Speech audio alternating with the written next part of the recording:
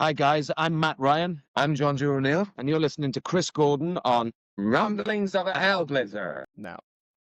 So, good evening, Mr. O'Neill. Can I call you Jonjo for the interview?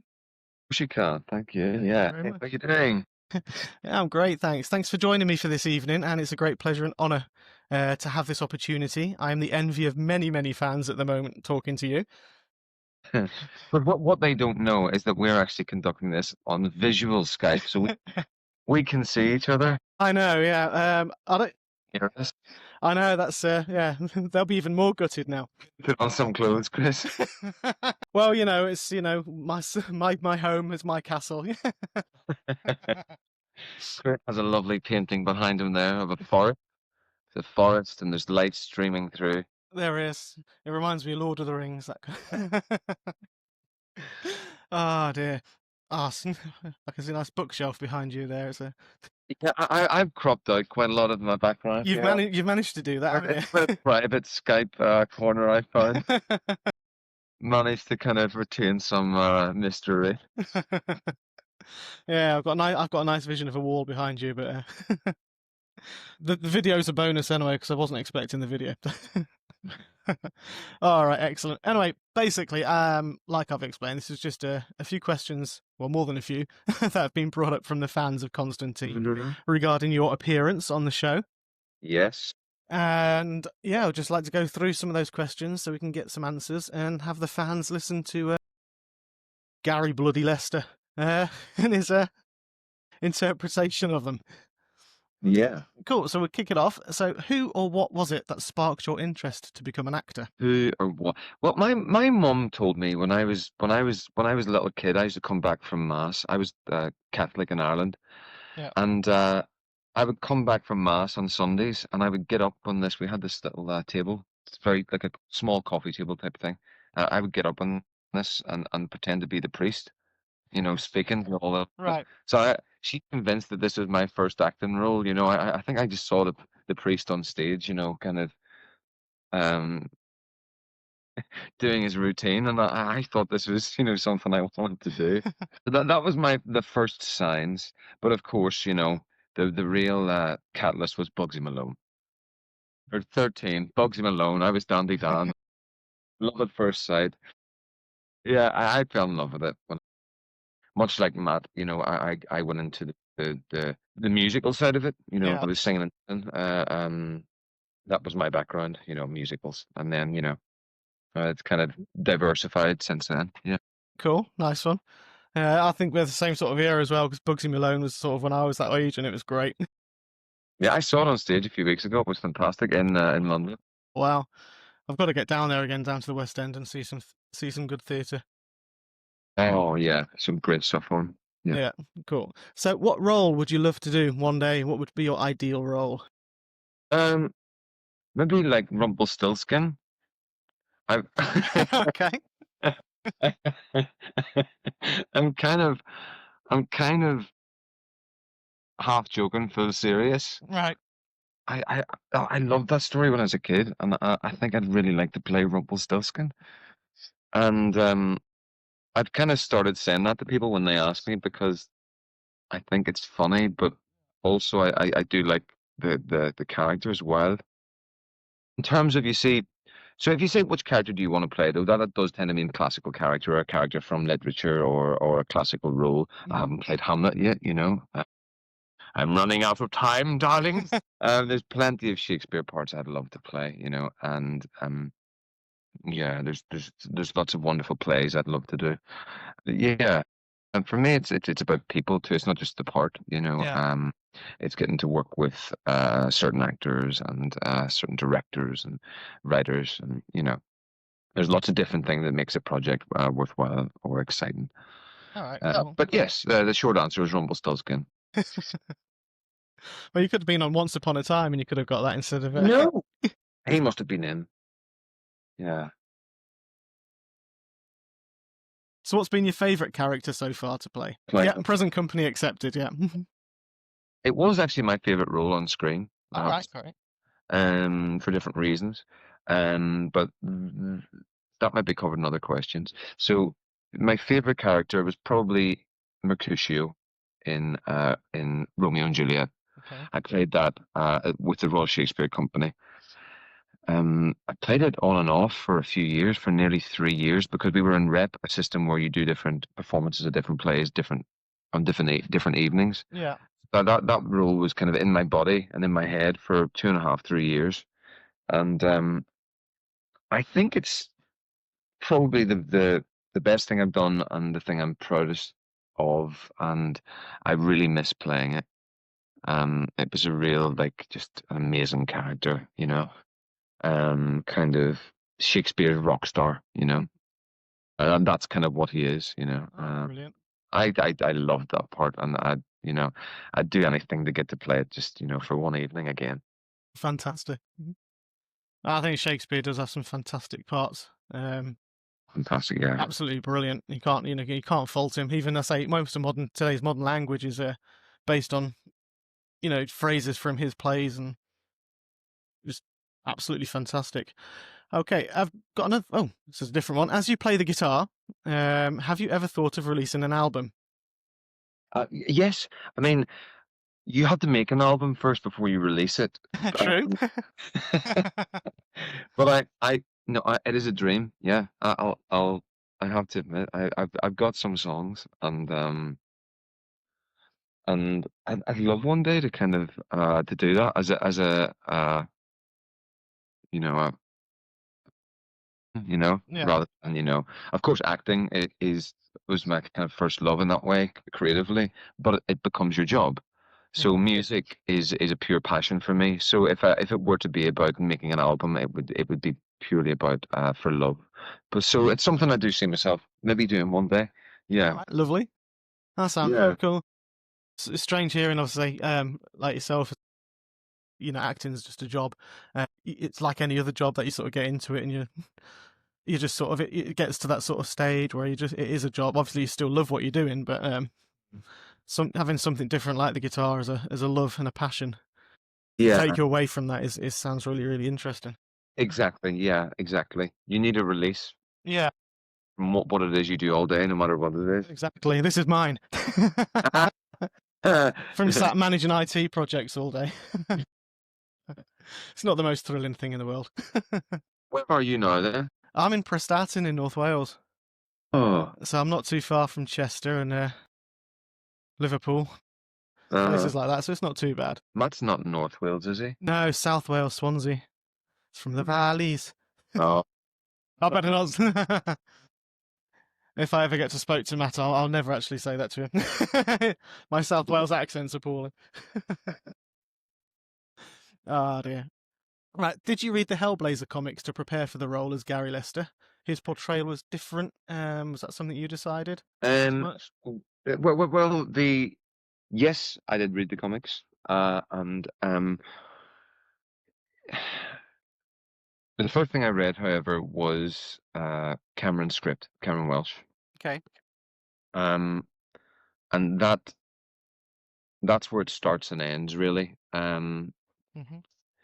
I suppose I got a real sense.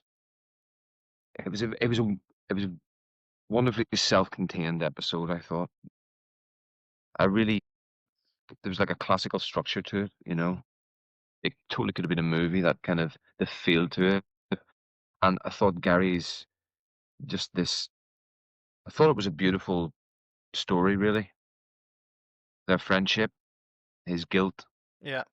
and his redemption, and what it costs him in order to find that redemption, which is everything.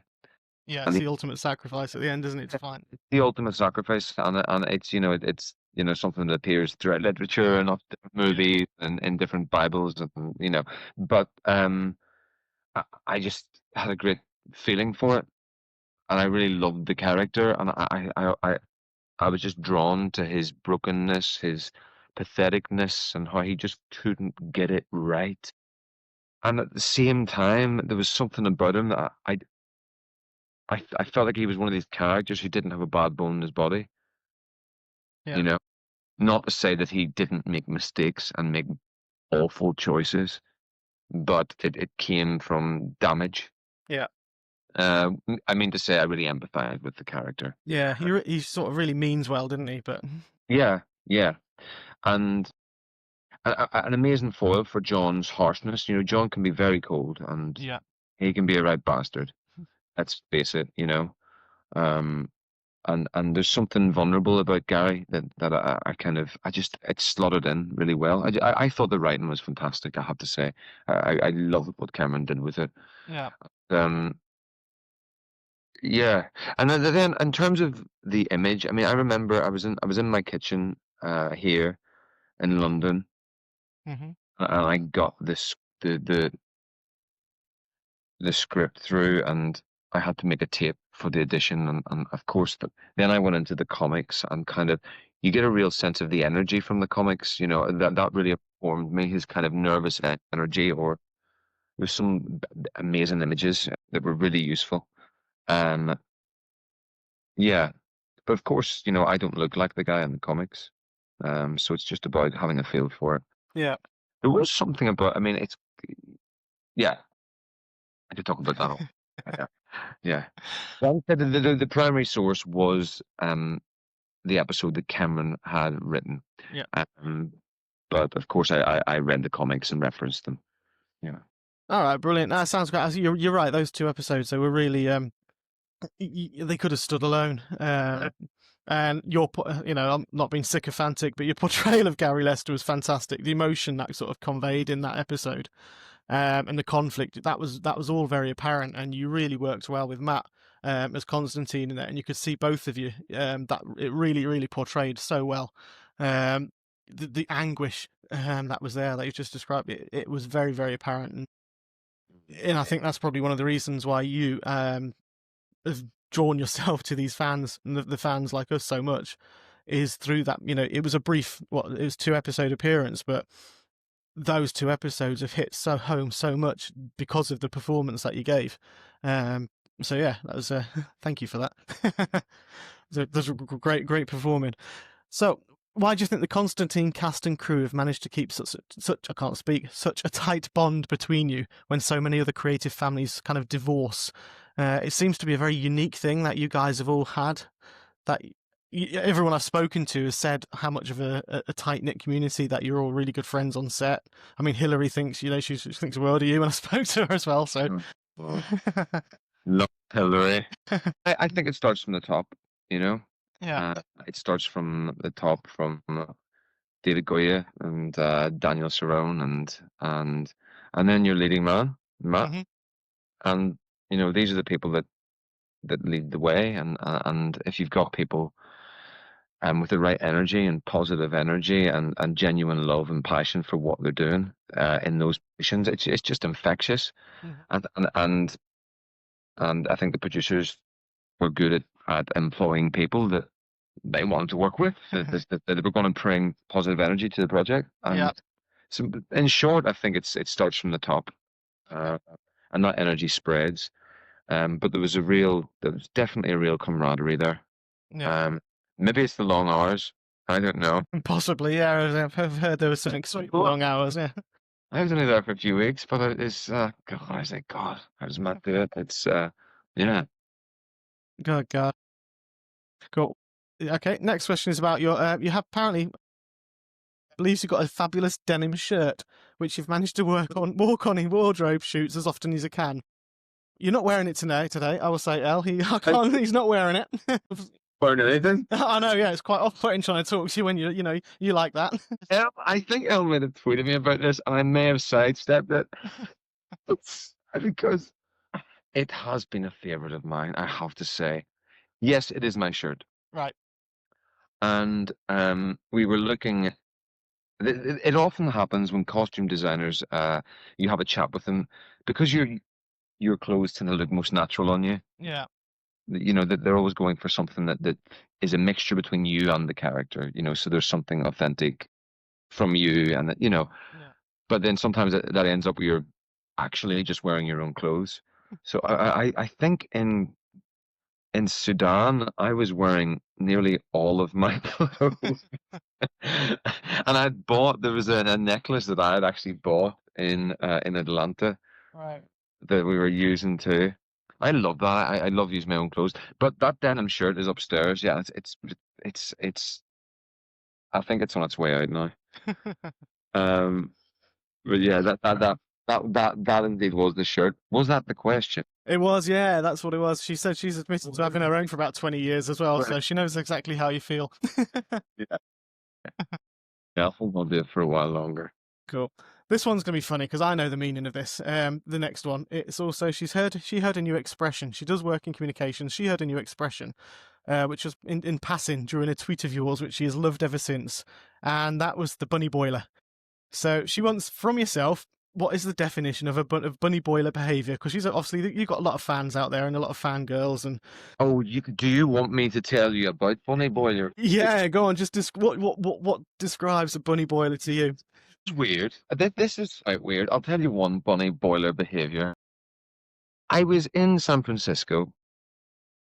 I was doing. I'm sure that some of the Constantine fans who follow me on Twitter will have known I was doing, and they were very, very supportive of my Sweat for Change challenge, where I was doing a thing for charity where I would sweat every day. Pictures of myself on Facebook as sweat evidence, so that people that were sponsoring me for the sweat could see that, Yeah. I was filling my end of the bargain. I was in San Francisco, and I just arrived there, never been there before, and I went for a run around the harbour. I had my phone in my pocket when I was running, and I stopped to take a sweaty, a sweaty selfie, Yeah. but with, maybe something that was San Francisco in the background. A nice image. Yeah, and there was a bit of bridge or something there, and something that mentioned San Francisco Pier, or something like that. But then so that was that photo of the day. Mm-hmm. Someone else set up a Twitter account, then sent me a photo that they'd found on Google Earth, Right. the exact spot where I was. Okay. That I'd say that's very weird. I mean, why would you do that? How could you actually? Yeah. Why would you set up a Twitter account just for that purpose? Well, to be anonymous. True. But yeah, that does seem weird. Yeah. Very strange indeed. Especially, how could pinpointing your exact location in that photo as well? I suppose the thing is that could have been a joke, but if it was a joke, why have you kind of taken away your identity? That's a bit creepy. Yeah. That's what I'm saying. I agree. And that's moving into bunny boiler behavior. Yeah, so I think bunny boiler behavior, I think it's when it gets a bit stalky, isn't it? Yeah. I'd say so. That's very sort of a definition of it is what you've just said. I think definitely. I can't actually say that anyone's been that way with me, but Yeah. so yeah, but yeah, I'd say that's the truth. That's yeah. I can't even explain that. No, that is a freaky thing to happen. I can't even find my way in. Oh, I'm here. oh, okay. I live in a house with a few other people. That's all right. So There's occasional noises. for the benefit of everyone, Jonjo just got up and walked away from me then. Yeah. Oh god. Okay, so you're so multi-talented with song, dance, and stage, whether it be bard or modern, big screen or small screen. What would be your ideal year if you could have your balance of projects? Oh, well, I think the answer's in the question, isn't it? I mean, but the thing is, I do love variety. Yeah. If I only do screen work, I feel unfulfilled. Okay. It's almost like going to the gym and not getting a sweat. Right, I see. Do you know what I mean? Yeah. Something about doing theater work, you really push through, and you feel, you get into your body, and it's very satisfying. But if you do it too much, it's very demanding, and it drives you insane.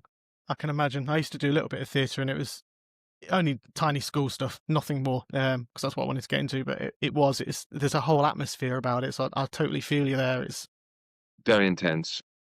And of course, the parts you tend to be interested in, the better parts tend to be crazy people. I think you know what I mean. Drama come from people being peaceful and happy. It tends to come from massive arguments and mental breakdowns. You True, know, exactly. for example, that didn't go well.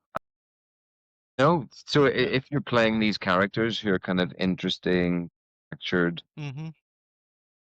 people at crisis points in their lives, or Yeah. whatever, if you're kind of doing that, you tend to kind of you need a break from that. Yeah. So there needs to be a mix of tone throughout the year. But I suppose, in short, I'd like to do some stage and some screen work. But then also you'd like a shift between something maybe light and something heavy. All right, cool. Yeah, that's kind of answered one of my questions that I was going to throw on you anyway. Was what is it? Do you find it easier or more difficult to do theatre work than TV work, or is it a balance of both? It definitely is a balance. Yeah. I feel more at home on stage. There's no two ways about it. Right. I mean, that's what I am as an animal, and I spent probably most of my time, over 15 years, on stage, Yeah. little bits of television, but that was really my home. And the last few years, I've made a deliberate choice to commit more time to screen work, Right. Okay. because I've wanted to find that same relaxation on screen Mm-hmm. as I've found on stage. Yeah. And that's a work in progress. Of course, it varies with different roles. Gary Lester was a role I felt comfortable with. Mm-hmm. Straight away, I thought, yep, I think I love this character, Yeah. and so you feel relaxed, you feel you can bring something to it. Whereas when you don't feel naturally as confident in a certain role, Mm-hmm. you can be more back foot, more reticent, less confident, less, and then of course, if you're maybe not then in a position to be doing your best work if you're not feeling totally Yeah. relaxed. So yeah, so I love feeling like it's about learning and it's about new, and I like feeling young in myself, Yeah. with work. So I think that's why at the moment I think screen work definitely has a greater lure, because I have much more curiosity surrounding the craft of acting on screen. All right. All right. Brilliant. Thank you. What was the best thing about being on Constantine, and why? We were going to touch on that earlier, I think, but Matt, because he's my best friend.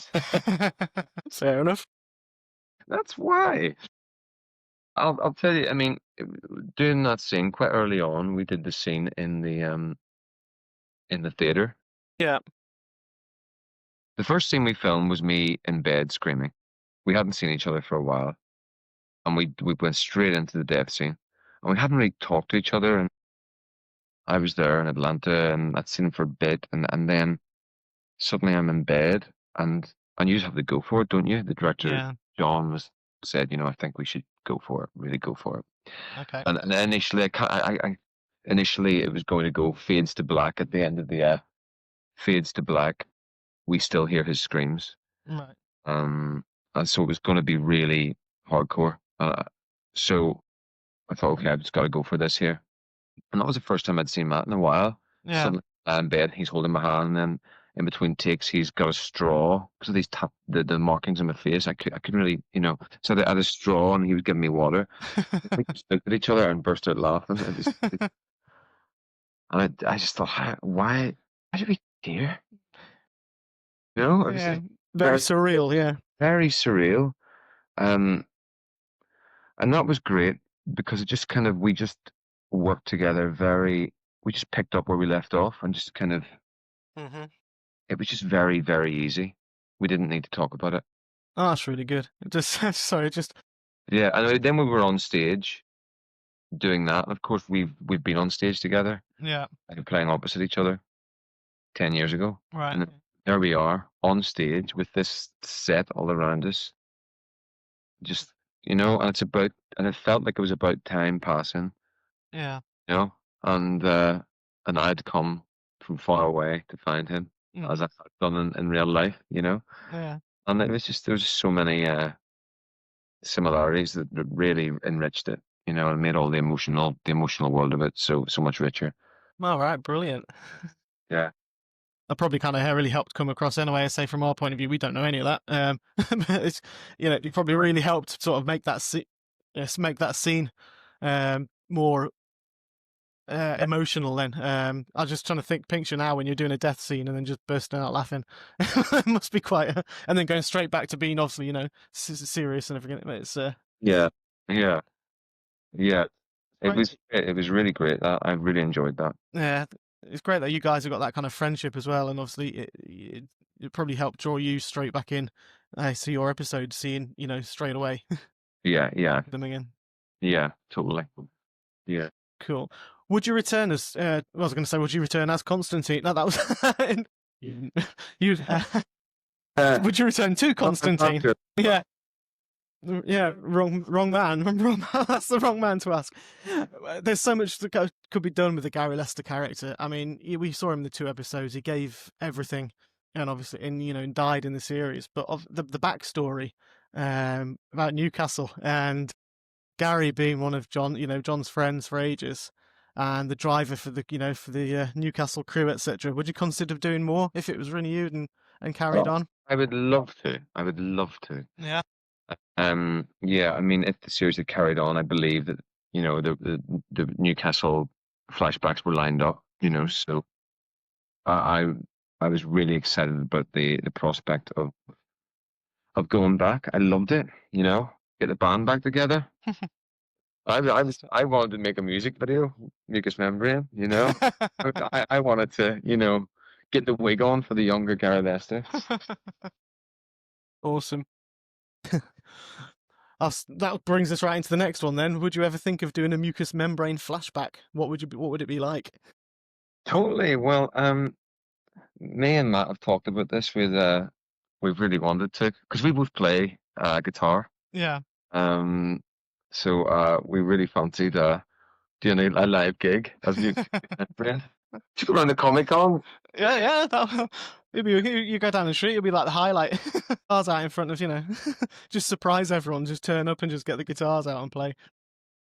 Totally, yeah.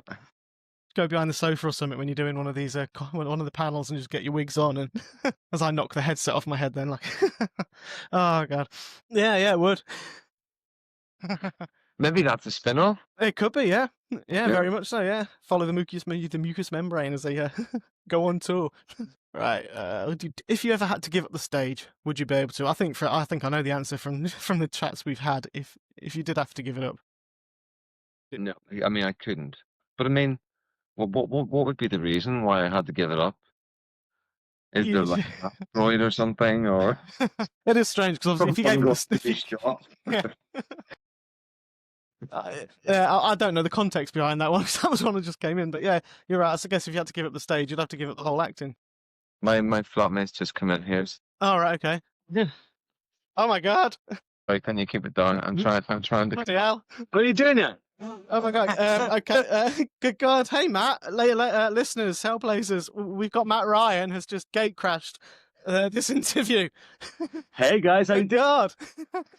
Grab the chair. I just got from picking up my passport. All right.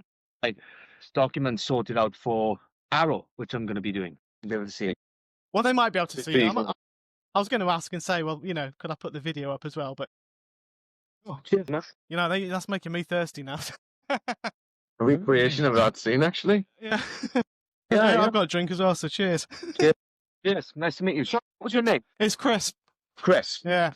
Nice to meet you on Skype, Chris. Thank you very much, Matt. So how are you anyway? I am very good, man. I'm very good. It's been busy over the last couple of weeks trying to get everything sorted and locked in for Arrow. Yeah. Because I'm starting to do a play on the 1st of September. So we were trying to make it all work and all fit in and everything. So but that's very exciting, and I'm looking forward to doing that and working with those guys and doing a little bit of Constantine on there and yeah. Excellent. I know So, I've got a few fans are coming to New York. How do you feel, Matt? Sorry. Go on, Gary. Go on, John. How do you feel about putting on the coat again? It's been a while. It's been a while, yeah. I'm looking forward to it. I'm looking forward to getting the codes out. Yeah. It's funny. I watched a couple of episodes the other day just to try and remind myself of what it was I was doing. Yeah. But I'm sure as soon as that trench coat comes back on, then John's pretty much in there anyway. But I'm excited, man. You know, I love this character so much. He's my favorite character I've ever played, and you know, to get the trench coat back on again is going to be an exciting thing. Fantastic. Yeah, I obviously I found out last night as well from a few guys who are going to Chicago Comic Con that because of Arrow, you won't be going there. So obviously they're gutted because they were going to come and see you. But I think the news to see Arrow. So I mean, you got Kim, TJ, and oh god, I can't remember the other one. Oh, no, I was really gutted about that actually, because it falls in the weekend when I'm going to be doing Arrow, and it's just one of those things where I'm just not. If I do it, then the work is going to suffer, you know, and it's obviously all about the work, so I want to try and do the best by it as possible. Yeah, definitely. I think that everyone understands the reasons why, and it's just overjoyed the fact that we're going to see you with the trench coat back on. I'm looking forward to it. It's funny because we're trying to get like all the props and everything together now, and like the lighter and you know, the cigarette packets they made and all that sort of stuff. So it's cool, man. It's exciting stuff. Fantastic. I know Kim herself is coming to New York as well to see you play. Yeah, she did. Yeah, I saw that on Twitter. Yeah, I favorited a tweet she sent, and that's great. I hope she enjoys it. Oh, great. So I'm sure she'll be happy to hear that. Yeah. So what else have you got lined? Oh, you obviously got your play. How long is that going to go on for? That goes on until January the 10th. We finish. Right. Okay. A nice stint of winter in New York City. That should be fun. So there's that, and then you know that's all I've booked up for so far. So we'll see what happens. Oh yeah, definitely. I mean, I think this stint on Arrow is going to be a huge boost for Constantine. I mean, you've seen, you know, and Jonjo knows the amount of love and support that everyone's got for Constantine. So the fact that you're coming on as the crossover episode, it could spark so much more, I reckon. Yeah, I'm hoping that anyway. Everyone's touching wood here, so well, as in the table wood. I cross my fingers for, you know, I love the show so much. I had so much fun working on it. I mean, look, you know, me and my best mate got to play best mates in the show. I mean, that was so amazing. You know, when I heard that, you know, and John, when the whole thing was happening, I was just like, man, it was right at a point when we were shooting where it was getting very, very busy for me, and I think it was the 4th episode, and just having, you know, someone as skilled as Jonjo and someone who I knew as well and I've worked with come onto the show was great, because I was just like, I could breathe for 5 minutes. Do you know what I mean? It's like, you take over. Awesome. That's absolutely fantastic. So what about yourself, man? What are these? Do you do these podcasts? What are they about? I just started. I've only joined. I've been on Twitter for a couple of years, and I've never used it until Constantine came out, and then I just fell in love with the show so much. So I found the fandom on Twitter. So I started tweeting around, and everyone's, you know, got into being friends there. Then I realised it's got 140 characters, and I'm not going to swear, but I can't write in 140 characters. I'm sorry. It's one, you know, you get to the end and it just rolls over. So I thought, well, I've seen podcasts before, and I've the wrestling that I'm part of, they do all that, you know, they've done them. So I just got onto Spreaker, and I put it across and started doing like positive stuff, like, you know, telling people just to keep fighting, keep tweeting, that kind of thing. Oh, great. And from there it just spiraled, and then it was positivity. I started doing impressions. They're not very good, so I'm not going to do them. Come on, man. Come on. Man, let me take a drink first before I do it, because it really... Have a drink. God, he's chugging on. He's got there. Oh, no, yeah. God, hang on. I can't believe I'm doing this to Matt and Jonjo. So it's just... As you're to interview you, I could. The force strong with you, it is. Pretty good, man. And we'll see. I'll do one from there. When 900 years old, you reach look as good. You will not. See, I've actually got one where I did a 5-minute interview where I just talked to myself as Yoda. So I interviewed Yoda back and forth. So that I'll send Jonjo the link. I mean, you guys are far too busy to listen to that. But people, I think it's rubbish. I don't like it. Well, I like him, but I don't like my voice. But people seem to take to them. And then I got to meet Hillary, Hillary Brandt. Yeah, Hillary. So I got to meet her, and I interviewed her first about her. Yeah, got to become friends with her. You met her? Where did you meet her? No, I've not met her. I met her on Twitter. Should I? Oh, right. But you interviewed her? Yeah, I interviewed her. So she was my first interviewee about 2 months ago. Wow. And people loved it so much, and they were like, I was like, well, this is Chris. You're okay at this, so you carry on. So I started reaching out. Thought, well, I really enjoy talking to you lot. So I reached out, and I've tracked Angie down for 7 weeks, Have you? and I finally interviewed her last week. Oh, you did? No way. How's she Yeah. doing? I've spoken to her for ages. Oh, she was great. She's so nice, isn't she? She's She's lovely. She is so lovely. I mean, she's kind on the eyes as well, which always helps. Lovely. No, she's like one of the boys, man. Like when we were shooting the show, it was amazing. She was literally like one of the boys, willing to muck in, wasn't she? Like she having a laugh. Yeah. It was it was such a godsend. It was amazing. Oh, fantastic. And I've interviewed Will Campbell as well. He was Carter. He was on an episode, what was it? A Whole World Out There? Yeah. The first one to die with a bag over his head. Yeah. Yeah. Pretty nice way to go. Cool. Lovely way to go, bag on the head. Oh, great, man. Well, that's awesome. That's awesome. I mean, I was going to hopefully eventually get you, but you've just gate crashed it. So this is. I don't know. Well, as I said, it's got in. I'm being picked up, I think, about like 2:00 in the morning. Oh, fly back to the States. Fly back to Paris and then to Vancouver. God. Yeah, that's going to be a long shift and long flight. Yeah, it is actually. It is. It's going to be a bit of a long one. So I better get an early night tonight. Yeah, can you quick one? I'll tell you can't divulge anything of what's going to happen in Arrow. I'm afraid I put you right on the spot. But it's exciting. It's really exciting. It's you've read it though, haven't you? Yes, I've read it, Jonjo. Yes.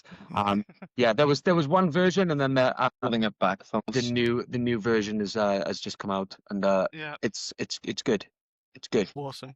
Yeah, I'm excited, and it's cool to see how John interacts with all that group. Well, definitely, yeah. It's a whole new. A whole different dynamic, and so it's good to try, and what's interesting is there's different writers writing for him. So my first thought was like, oh, how are they writing John, and it's great because they really are kind of keeping in with the way that we were doing it on the show, and so it's exciting, man. I'm looking forward to getting that trench coat back on again. Fantastic, and Stephen. Sorry, go blonde. Yeah, there's a lot of talk at the moment in the rooms. They're saying, "God, they've just got used to you going back brown again." Oh, right. It's crazy. It's well, the thing is, I've got to go blonde and then dye it back brown again for the play I start. So, it's very damaging to the hair, Oh, the ladies will understand. Whatever it is they give you. I've got to say, when you came to Wales Comic Con I met you in April. It was all for about 20 seconds on a photo shoot. It was just like a quick, "Hey Matt, how you doing? Great show. Bye." Where was that? Which one was it at? The Wrexham, Wales Comic Con. Oh, in Wales? Yeah, in Wales. Brilliant. I saw you brown hair there, and I was like, I couldn't recognise you at first. Yeah, it's weird. I was like, oh God. It took a while to get used to having it back, man, because I was used to having I really got used to the blonde, and then I was like, "Oh, this is a bit weird." Excuse the headscarf; it's because I've been riding my motorbike, so I pull this on my face. Look, see, I do that, and then I do that. Yeah, Matt's doing a gangster impression. Yeah. So, but yeah, no, that Comic Con was really cool actually, and I've done a couple of them more. I've done Tampa Bay and Houston as well, and they were fun. And I was really looking forward to Chicago because I think Stephen's going to be there actually. All right, okay. Stephen Amell. Yeah, but it's just one of those things because I've got such a lot of work on. Even if the schedule permitted it, that weekend is going to be so valuable to me for preparing for this and also for Arrow and also for the play that's coming up. So I need all the time I can get now, otherwise I would be there. But I'm sure there'll be lots more next year, and we want to get Jonjo on some as well. So definitely, yeah. The next ones are in the UK. We were saying with mucous membrane. I'm going to have to do something. Well, I was just actually saying, I know I'm friends with James, who's the guy who runs the Wrexham, the Wales Comic Con. Yeah, so I keep telling him on Facebook. So I'll try and get you both. Would you be up for that in April? Yeah, let's do it. If you're free. Yeah. No, we'll do that. Yeah, we'll do it together. Do the whole thing together. That'd be really cool. Well, so it was you and Emmett last time, wasn't it? So. Well, it was me and Emmett, but it was me and Emmett sitting next to it. It was funny, man. So we were just like, having a laugh with each other across the table. It was great. Yeah, you could see that. It was fantastic. John, all I can see is a bit of Jonjo's side of his head at the moment. Oh. No, it's all right. Don't worry. Come in Any here. gay crash. Come in here. Yeah. You were talking about some very interesting parts of my life and career. Oh, Yeah. really? And you push him straight out, you know. Please. We were talking about you. The things we were saying about you. I know, yeah, just so complimentary, you know. You just stopped it all in its tracks.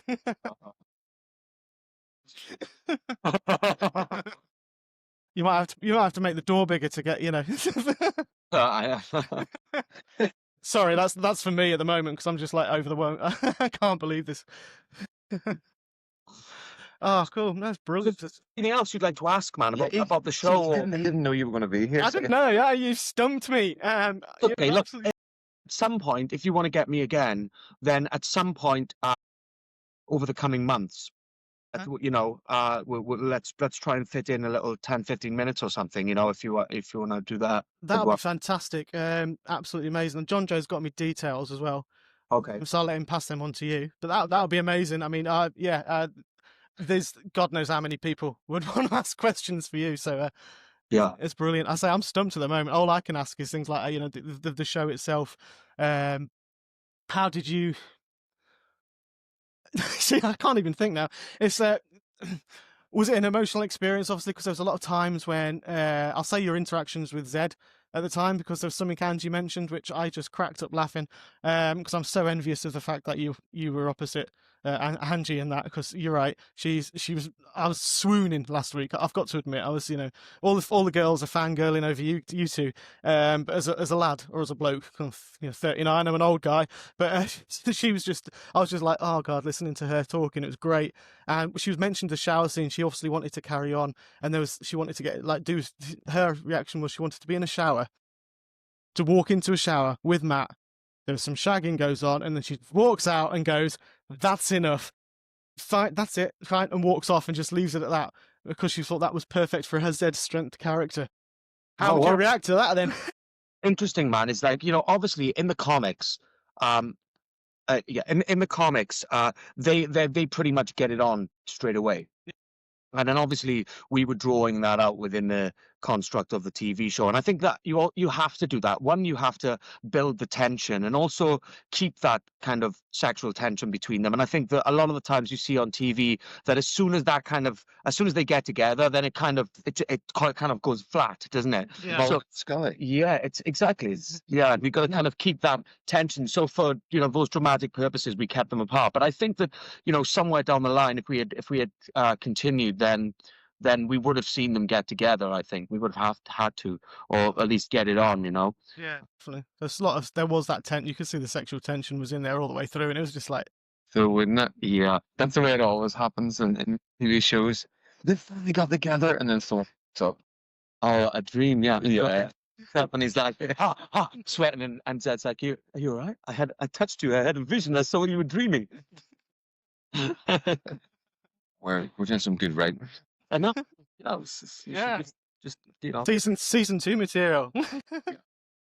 let's just shoot a bunch of scenes and put Yeah. edit themselves. Oh, cool. I'm trying to think what else I can ask you now. I'm totally.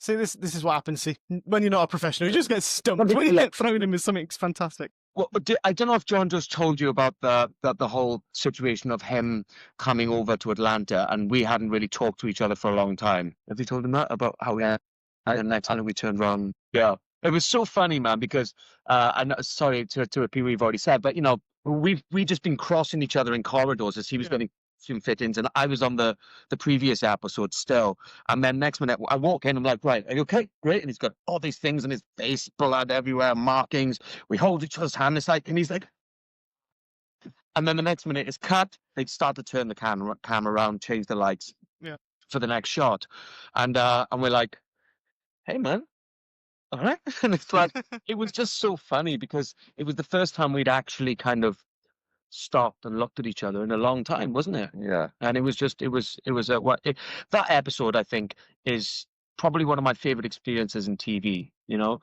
to be able to work with everybody on the show, but also like that episode was for me when I kind of found the character, I think, and I think that was partly to do because I was really able to root him in Yeah. something personal, which is personal to me, because I was lucky enough, we were lucky enough to get Jonjo, but but also because it was an episode where you kind of got under John's skin a little bit. I think the first two, the other two episodes were a little bit kind of, they weren't about John's past, and my favorite episodes of the whole series are the ones which are personal, which in which John goes through something, because then you've got something to push against. The kind of whole demon of the week kind of thing is, it works, but only it works like in the episode when I trap Manny in the body, and then you've got the demon of the week thing going on, but you've got the personal relationship going on with him and Manny, and that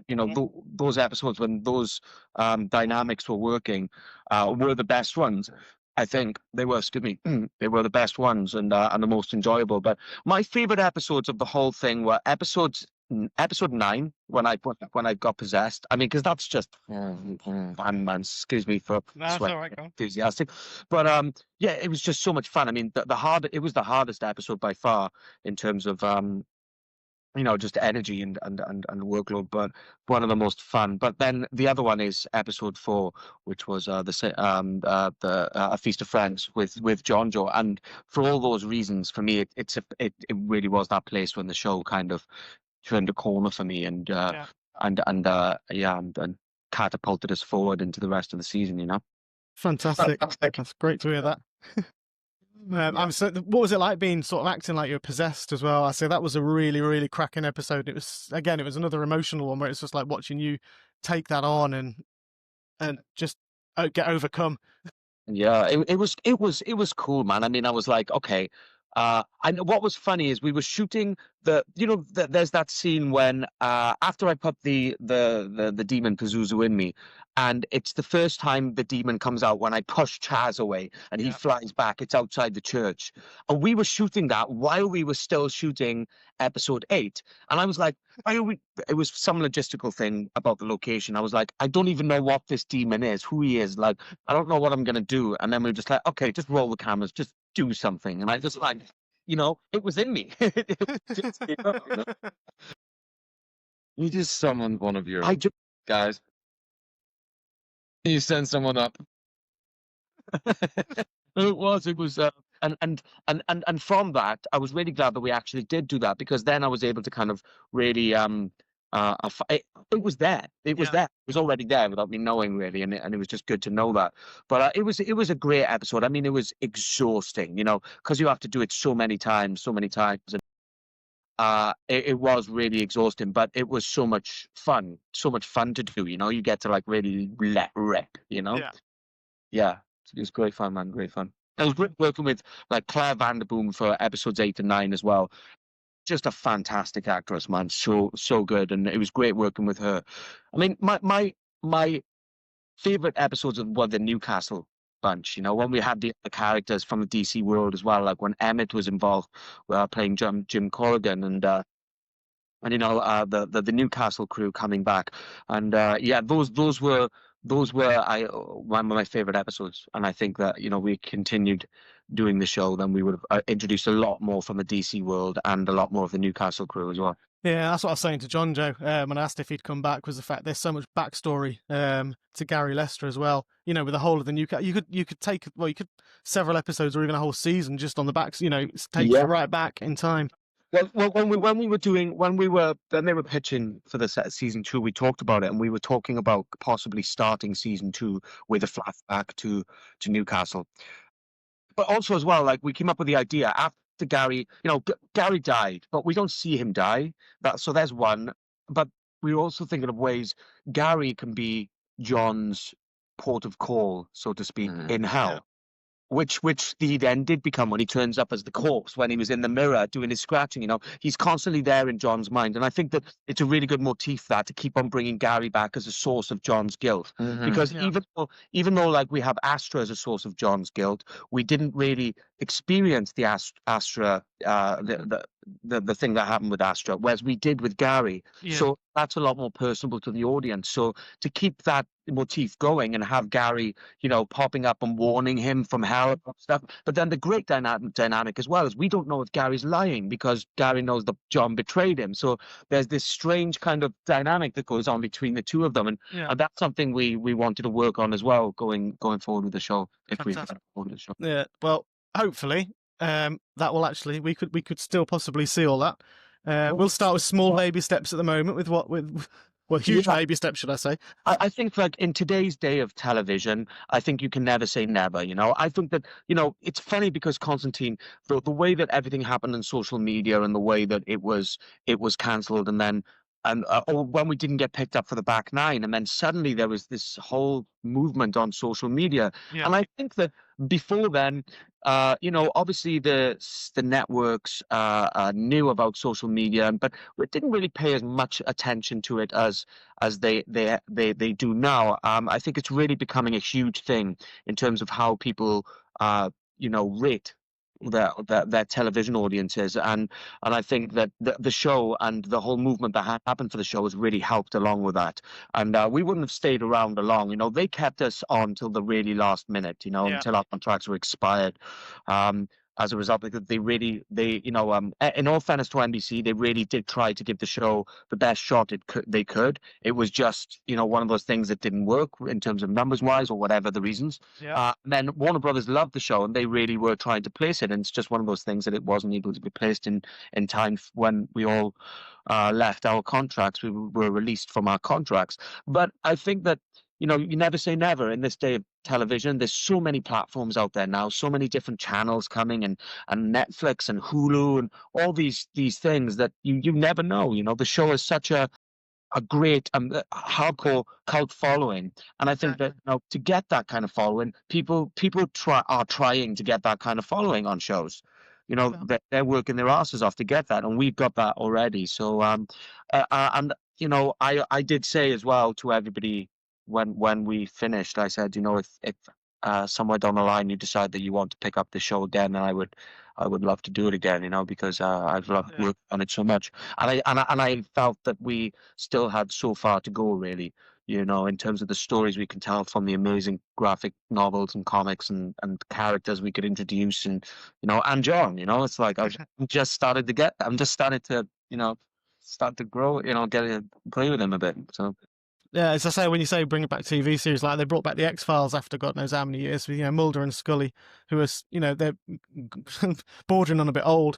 They're going on, but I absolutely adored X-Files, and I can't wait to see it, man. I think it'll be good. I think it's going to be fantastic. It's going to be absolutely brilliant, that series. But they brought that back after 10 years. So, like you say never. I mean, I don't know if you know, because I'm not a big Twitter person. I still don't know my way around it. And I know you're not. No, sorry, I don't want to attack you. I'm just saying. Am I bad on Twitter? Have I got a bad reputation on Twitter? No, you haven't. Because I don't tweet that much. Yeah, tweet. I always used to call people who tweet loads of twits, but now I'm one of them. So that's me. I used to think it was called a twit. Yeah. I honestly did. I was like, so I'm just going to twit this, and they were like, Matthew, it's called tweeting. I honestly did think that. Well, but no, I know that I'm kind of sporadic on it. I'm either like there or I'm not, and it's something that I only started, at the beginning of the show, so it's something I need to get better at, and I'm open to constructive criticism about my tweet. Oh no, the internet it melts when you tweet. To be fair, everyone's just like, my God, Matt's tweeted, and everyone just replies like, your Twitter account must just like melt. But yesterday, Constantine, I can't even think of the word now. It trended. Constantine was trending worldwide after the Arrow news. Crazy, isn't it? Was it? Yes. I think it was worldwide. It seemed to be going everywhere. That just, the hashtag Constantine was every other. I mean, I came up to I was over 200 notifications at one point when I woke up from bed, and it was like, oh my God, it's just trawl through all of them. That's how much it was going on. It was just phenomenal. Yeah. Well, that's the thing as well. There is a worldwide audience out there for it. The comics have been, the characters created in 1985. I mean, those fans of the comics then who are now grown up, and all the new fans. I mean, and it's worldwide. On Twitter. Some of the people who message me, from Brazil and Germany. There's a demographic. It's just, Yeah, it's everywhere. So it's amazing. It's amazing. Yeah. I've got some friends for the fans in Russia as well, so it spreads so far. Multi-language. I'm really sad. I'm gonna have to do this. From Russia. Yeah. Some great stuff. Yeah. And also the video. Do you remember the video? Yeah. Have you seen those videos on Twitter where somebody's been morphing mine and Jonjo's head into different characters like Men in Black and Daniel, Daniel Wright. so good, man. It's so love. Daniel Wright. Yeah, shout out to Daniel Wright. It's Daniel Wright. Daniel Yeah, Wright, shout out he's to him. great. He's the man. But the Russia one, there was a Russian, I think, pop video made. A band there, they made it, but as Mucous Membrane. But as Constantine, remember he was on the bed singing a song and then he had fire from his hands? They did their band's music video, but referencing the NBC's Constantine, actually. That was it, yeah. And yeah, it was brilliant. It's crazy full of stuff, isn't it? I have to send Matt some of it because he just... Yeah. I can imagine, yeah. I can imagine how many follows and how many things you get sent every day. It must be difficult to keep up. I'm afraid, I'm really sorry, and I'm gutted that I'm going to have to do this because I'm going to have to bring an end to the interview. It's coming up to an hour, and I don't think I've got that much longer. So I'm really gutted because it's been an absolute pleasure and surprise for both. All right, my friend. Well, look, as I said before, let's do this again at some time, and then hopefully Jonjo will come and do Crash Hours. Yeah, definitely. I'd love to speak to both of you again. I'll just stop recording now. Hang on. Thanks very much, guys. Have you got anything last to say to the fans before I stop recording? Either of you? I've loved the support. The support's been phenomenal, absolutely in love. And I just want to say a big hello, and I hope to see you again someday. Yeah, me too. Shout out to everybody out there that's ever watched the show and has supported it, and looking forward to getting that trench coat back on for Arrow, and who knows, fingers crossed for the future.